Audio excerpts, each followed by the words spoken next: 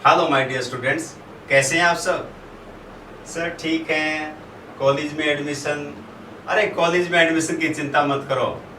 College में admission का एक अलग से वीडियो बना दिया है जिसका लिंक डिस्क्रिप्शन में दे दिया गया है।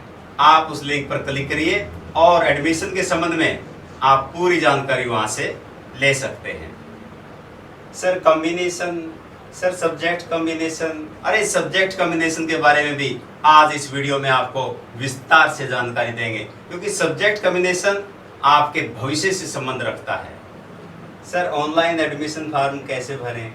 My dear students, online admission process के बारे में पूरी जानकारी इसी वीडियो में हम आपको देने जा रहे हैं। इस वीडियो को आप पूरा देखें और ये देखें कि कम मेरिट वाले बच्चे का एडमिशन कैसे हो जाता है और ज़्यादा मेरिट वाला बच्चा किस प्रकार से एडमिशन से वंचित रह जाता है। पूरा वीडियो देखें और फिर भी आपकी कोई क्वेरी रह जाती है, कोई आपका डाउट रह जाता है, आप कमेंट बॉक्स में कमेंट अवश्य करें। आपके कमेंट का जवाब हम जरूर देंगे। चलिए शुरू करते हैं आज का ये वीडियो।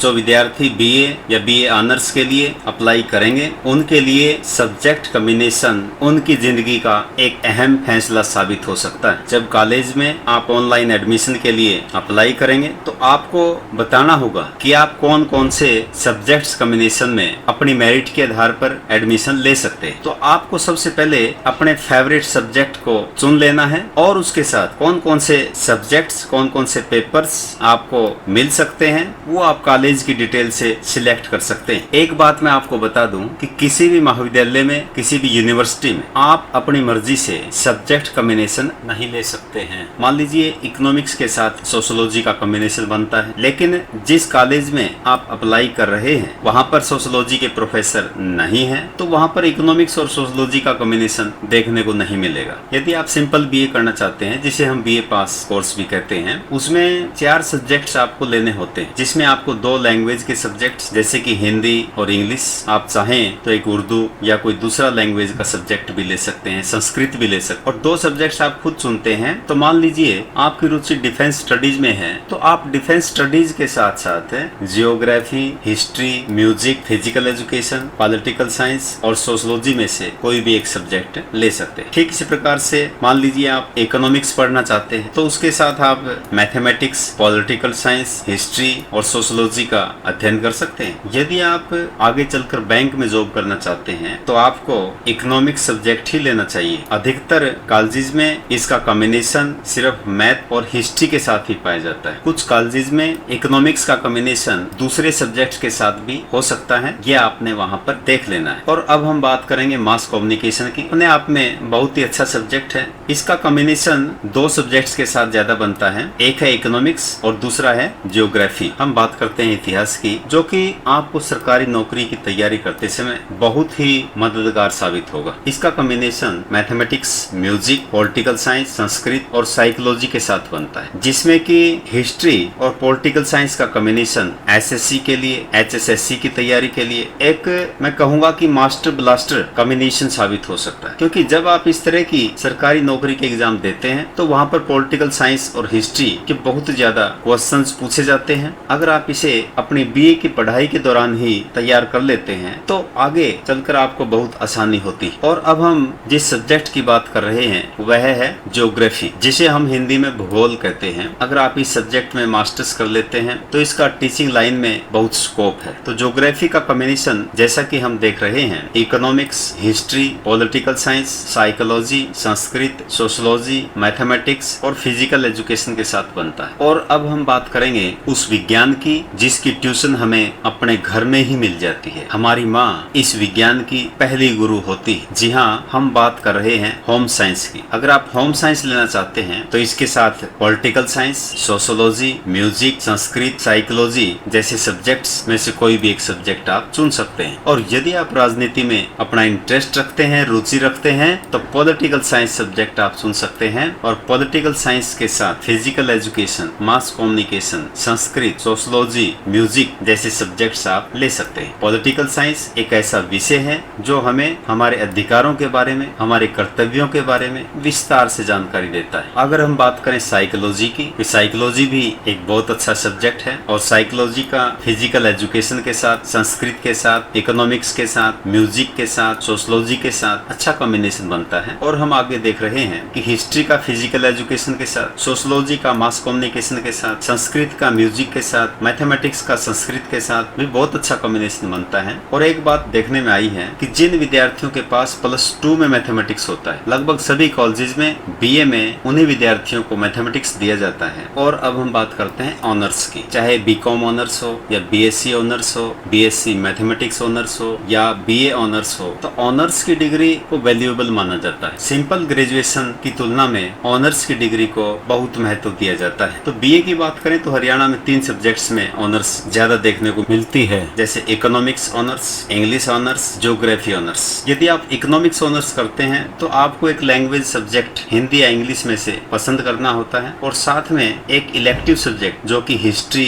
या सोशलॉजी कुछ भी हो सकता है। और काफी कॉलेजेस में देखने में आया है कि इकोनॉमिक्स ऑनर्स करने के लिए +2 में मैथमेटिक्स का होना जरूरी है, परंतु हरियाणा की गुरु जम्बेश्वर यूनिवर्सिटी और इसके एफिलिएटेड कॉलेजेस में आप बिना मैथमेटिक्स के भी इकोनॉमिक्स ऑनर्स कर सकते हैं। बिल्कुल ठीक इसी प्रकार से ज्योग्राफी ऑनर्स में भी आपको हिंदी या इंग्लिश में से एक लैंग्वेज सब्जेक्ट और हिस्ट्री, सोशलॉजी और इकोनॉमिक्स में से एक इलेक्टिव सब्जेक्ट लेना होता है। और अब हम बात करें इंग्लिश ऑनर्स की, तो इंग्लिश अपने आप में एक लैंग्वेज का सब्जेक्ट है, परंतु फिर भी आपको जो सब्जेक्ट कॉम्बिनेशन लेना पड़ेगा जिसमें एक हिंदी रहेगा और दूसरा आपकी मर्जी है, हिस्ट्री ले सकते हैं, सोशलॉजी ले सकते हैं या इकोनॉमिक्स आप ले सकते हैं, जो भी आपकी रुचि है वो सब्जेक्ट आप इनमें से ले सकते हैं। और अब सब्जेक्ट्स कॉम्बिनेशन को एक एग्जांपल के माध्यम से समझते हैं। मान लीजिए किसी कॉलेज में 780 सीटें बीए के लिए निर्धारित की गई। 780 सीटें बीए में हैं, इसका मतलब ये बिल्कुल भी नहीं है कि हर सब्जेक्ट में 780 एडमिशन हो सकते हैं। इन 780 सीटों को आगे फिर डिस्ट्रीब्यूट किया जाएगा। इसमें मान लीजिए इकोनॉमिक्स को हमने दे दी है 120 सीटें, मैथमेटिक्स को दे दी है मान लीजिए 140 सीटें, सोशलॉजी को दे दी है मान लीजिए 110 सीटें। तो इस प्रकार से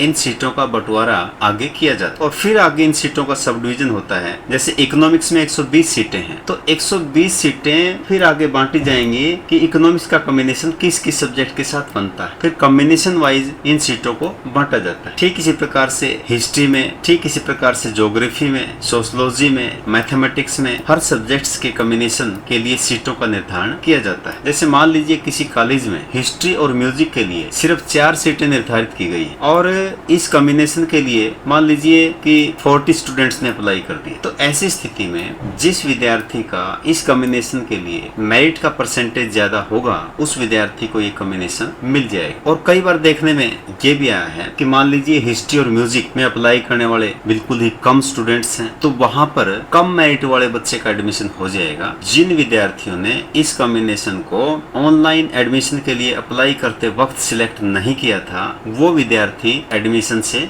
वंचित रह जाएंगे, लेकिन उनकी मेरिट परसेंटेज है वो कंपैरेटिवली उस विद्यार्थी से अधिक है जिस विद्यार्थी को हिस्ट्री और म्यूजिक के कॉम्बिनेशन में एडमिशन मिला है। तो प्रत्येक कॉलेज में सब्जेक्ट कॉम्बिनेशन के अंतर्गत जो सीटें निर्धारित की जाती हैं वो सीटें वहां पर उपलब्ध टीचिंग स्टाफ, इंफ्रास्ट्रक्चर जिसमें क्लासरूम्स आ गए, लैब्स आ गई, इन सब के ऊपर निर्भर करता है। और आपके एडमिशन के लिए एक बात बहुत ही इम्पोर्टेंट यहाँ पर मुझे नजर आ रही है कि अब की बार जो रिजल्ट्स आए, जैसे हरियाणा बोर्ड की हम बात करें कि 14,000 से अधिक विद्यार्थी ऐसे हैं जिनके मार्क्स 95% से ऊपर आए। सीबीएसई की बात हम करें तो 70,000 से ज्यादा स्टूडेंट्स ऐसे हैं जिनके मार्क्स 95% से अधिक आए। तो मेरिट परसेंटेज अधिक जाने वाला है, इसलिए तो मेरिट को ध्यान में रखते हुए मैं आपको ये सजेस्ट करना चाहता हूँ कि आप जो है 5 कॉलेजेस में अप्लाई अवश्य करें। यानी कि मैक्सिमम आप 5 कॉलेजेस में अप्लाई कर सकते हैं, तो मैक्सिमम कॉलेजेस में आप अप्लाई करें ताकि किसी एक कॉलेज में आपका एडमिशन नहीं होता है तो किसी दूसरे कॉलेज में आपका एडमिशन हो जाए। कॉलेज में एडमिशन के लिए ऑनलाइन किस प्रकार से अप्लाई करें इसके बारे में विस्तार से जानकारी देने से पहले कुछ इम्पोर्टेंट बातें मैं आपके साथ शेयर करना चाहता हूं। जैसे यदि आप हरियाणा के रेजिडेंट्स हैं तो फैमिली आईडी आपके पास होना मैंडेटरी है। यदि आपके पास फैमिली आईडी नहीं है तो हायर एजुकेशन हरियाणा ने अपने एडमिशन पोर्टल पर ही लिंक दे दिया है, उसमें लिखा है कि क्रिएट/सर्च फैमिली आईडी, तो उस पर क्लिक करके आप अपनी फैमिली आईडी क्रिएट कर सकते हैं। जब आप ऑनलाइन अप्लाई करें तो मोबाइल नंबर आपने भरना होता है। ऐसा मोबाइल नंबर आप भरें जिस पर व्हाट्सएप चलता हो। एक ईमेल आईडी आपने बनानी है, तो ईमेल आईडी भी आपने वहां पर फिलअप करनी है। अगर आपने ईमेल आईडी नहीं बनाई है तो आप ईमेल आईडी बना लें और जो है ना ईमेल आईडी को याद रखें और पासवर्ड को भी आप याद रखें, कहीं पर लिख कर आप रख लें। और एक लेटेस्ट फोटो अपलोड वहां पर करना है। लेटेस्ट का मतलब है कि लास्ट विद इन 6 मंथ्स आपके पास कोई भी फोटो है तो उसको आप अपलोड कर सकते हैं। अगर वो नहीं है, काफी पुराना फोटो है, तो आप नया फोटो बनवा लें और उसी को अपलोड करें। और जैसे ही आपका एडमिशन के लिए रजिस्ट्रेशन हो जाता है, पासवर्ड उसका याद रखें, क्योंकि उसकी आगे आपको बार बार आवश्यकता पड़ेगी। और जब मेरिट लिस्ट लगेगी और उसमें आपका नाम आ जाता है तो एक निर्धारित समय के अंतर्गत आपको ऑनलाइन फीस जमा करवानी है। और जब आपकी फीस जमा हो जाती है तभी आपका एडमिशन हुआ माना जाएगा। सिर्फ मेरिट लिस्ट में नाम आने से आपका एडमिशन नहीं होता है। और एक खास बात मैं आपको बताऊं कि जैसे ही आप ऑनलाइन अप्लाई करते हैं, ऑनलाइन अप्लाई करने के बाद 2-3 दिन तक आपने बड़ा ध्यान रखना है कि कोई भी मैसेज आपके मोबाइल पर आता है, कोई भी कमी आपके फॉर्म में रहती है तो उस कमी को आपने दूर करना होता है। कोई भी डॉक्यूमेंट है वो आपका रिजेक्ट कर दिया गया है, वो दोबारा से आपने अपलोड करना है, तो विद इन 48 आवर्स आपने ऐसा करना होता है। और अपने मोबाइल पर आप मैसेजेस देखते रहें ताकि एडमिशन के संबंध में कोई भी प्रॉब्लम आपको फेस करनी ना पड़े। नया शेड्यूल जारी कर दिया गया है और इस नए शेड्यूल के मुताबिक आप 16 अगस्त से 26 अगस्त तक अप्लाई कर सकते हैं। और जो लिंक है वो लिंक हमने डिस्क्रिप्शन में दे दिया है। डिस्क्रिप्शन में जाएं, लिंक पर क्लिक करें और आप ऑनलाइन अप्लाई कर सकते हैं। गाइडलाइंस में बिल्कुल स्पष्ट बता दिया गया है कि ऑनलाइन डॉक्यूमेंट वेरिफिकेशन 18 अगस्त से 28 अगस्त तक चलेगी और फर्स्ट मेरिट लिस्ट 2 सितंबर को लगेगी। और फर्स्ट मेरिट लिस्ट में जिन विद्यार्थियों का नाम आता है उनको फीस भरने के लिए एक टाइम पीरियड दिया गया है। आप 2 सितंबर से लेकर के 6 सितंबर तक अपनी फीस जमा करवा सकते हैं और फीस जमा होने के बाद ही आपका एडमिशन माना जाएगा। एडमिशन का संबंध सीधे सीधे फीस से है। मेरिट लिस्ट में आपका नाम आ जाता है, उससे आपका एडमिशन नहीं होता। और सेकंड मेरिट लिस्ट जो लगेगी वो 8 सितंबर को लगेगी, यानी कि 8 सितंबर को लगेगी। और उसमें जिन विद्यार्थियों का नाम आता है उनको फीस जमा करने के लिए 8 सितंबर से 11 सितंबर तक का टाइम दिया गया है। तो फर्स्ट और सेकंड मेरिट लिस्ट में जिन विद्यार्थियों का एडमिशन हो जाता है बहुत अच्छी बात है, वो बधाई के पात्र हैं। लेकिन कुछ विद्यार्थी इसमें रह जाएंगे, कुछ कॉलेजेस में सीट्स वैकेंट रह जाएंगी। 13 सितंबर को ओपन काउंसलिंग के लिए पोर्टल को दोबारा से खोला जाएगा। जब पोर्टल दोबारा खुलेगा तो आप दोबारा से अप्लाई कर सकते हैं। और अब हम बात करेंगे कि ऑनलाइन एडमिशन के लिए फॉर्म कैसे भरना है। सबसे पहले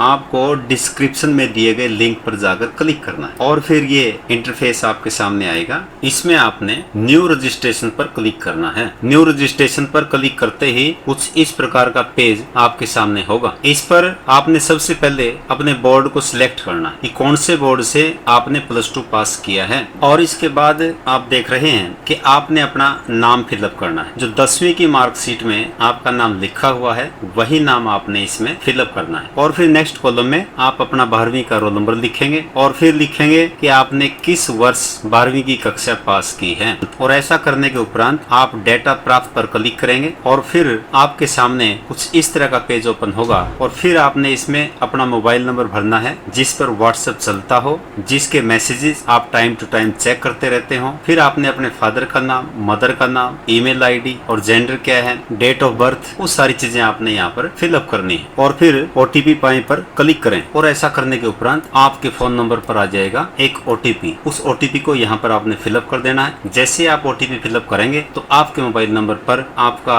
रजिस्ट्रेशन ID और पासवर्ड आ जाएगा। वो आपने नोट कर लेना है, आगे ये आपके लिए काम आएगा। पासवर्ड आप चाहें तो चेंज भी कर सकते हैं, आपने चेंज कर ही लेना चाहिए ताकि आगे वो समय पर काम आ सके। तो इस तरह से आपका ऑनलाइन एडमिशन के लिए रजिस्ट्रेशन हो जाएगा। अभी तक आपने ऑनलाइन एडमिशन के लिए कोई भी एप्लीकेशन नहीं भरी है, किसी भी कॉलेज में अप्लाई नहीं किया है, अभी तो सिर्फ आपने ऑनलाइन एडमिशन के लिए रजिस्ट्रेशन करवाया है। तो ये जो रजिस्ट्रेशन नंबर आपको मिल गया है, पासवर्ड आपको मिल गया है, इसके आधार पर आगे आप जो है कॉलेज में एडमिशन के लिए अप्लाई कर सकते हैं। और यहाँ से आप बैक करके वापस फर्स्ट पेज पर चले जाइए। वहाँ पर लेफ्ट साइड में ऊपर लिखा है स्टूडेंट लॉगिन। स्टूडेंट लॉगिन को आप क्लिक करिए और फिर आपने अपना रजिस्ट्रेशन नंबर, पासवर्ड और यहाँ दिखाई दे रहा कैप्चा यहाँ पर फिलअप करना है ताकि आप अपने मन पसंद के कॉलेज में ऑनलाइन अप्लाई कर सकें। Log in to your account करने के उपरांत आपके लिए ऑनलाइन एडमिशन का फर्स्ट पेज ओपन हो जाएगा, जिसमें सबसे पहले नेशनलिटी के बारे में पूछा गया है। फिर पूछा गया है कि क्या आप हरियाणा के स्थायी निवासी हैं। इसमें आप यस करेंगे तो फिर आपने यहाँ पर फैमिली आईडी अपनी फिलअप करनी है। फैमिली आईडी फिलअप करेंगे, फिर मेंबर्स को सिलेक्ट करना है और फैमिली आईडी के लिए जो मोबाइल नंबर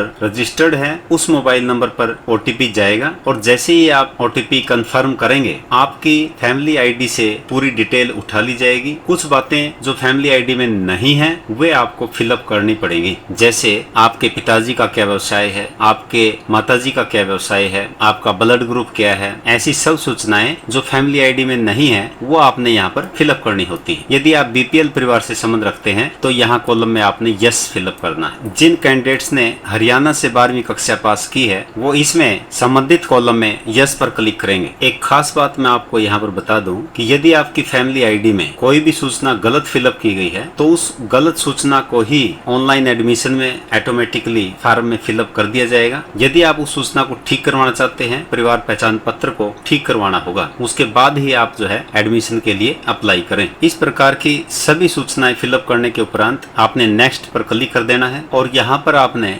आपने 10वीं और 12वीं से संबंधित पूरी डिटेल्स यहाँ पर फिलअप करनी। यदि आपने +2 अभी इसी वर्ष की है तो गैप ईयर के कॉलम में आप 0 फिलअप कर दें और सेव एंड नेक्स्ट आप करेंगे तो फिर वेटेज के लिए डिटेल्स आपने यहाँ पर फिलअप करनी है और फिर सेव एंड नेक्स्ट आप कर दें तो उसके उपरांत आपको अपने डॉक्यूमेंट्स अपलोड करने हैं। फिर नेक्स्ट स्टेप में आपने अपने कॉलेजेस में कोर्सेज को सिलेक्ट करना कि कौन कौन से कॉलेजेस से आप कौन कौन से कोर्सेज करना चाहते हैं। यहाँ पर एक बात मैं विशेष तौर से आपको बताना चाहता हूँ कि सब्जेक्ट कॉम्बिनेशन आप बड़ा ध्यान से फिलअप करें, क्योंकि एक बार सब्जेक्ट कॉम्बिनेशन फिलअप करने के उपरांत यदि आप अपना ऑनलाइन एप्लीकेशन फाइनली सबमिट कर देते हैं तो फिर सब्जेक्ट कॉम्बिनेशन में आप चेंज नहीं कर पाएंगे। इसके उपरांत सेव एंड नेक्स्ट करने पर आपको प्रेफरेंस के लिए पूछा जाएगा कि किस कॉलेज को आप फर्स्ट प्रेफरेंस देते हैं, किस कॉलेज को आप सेकंड प्रेफरेंस देते हैं। कॉलेजेस की प्रेफरेंस भी आपने बड़ा ध्यान से यहाँ पर सिलेक्ट करनी। इसके उपरांत पूरी तसल्ली के साथ, पूरे विश्वास के साथ आपने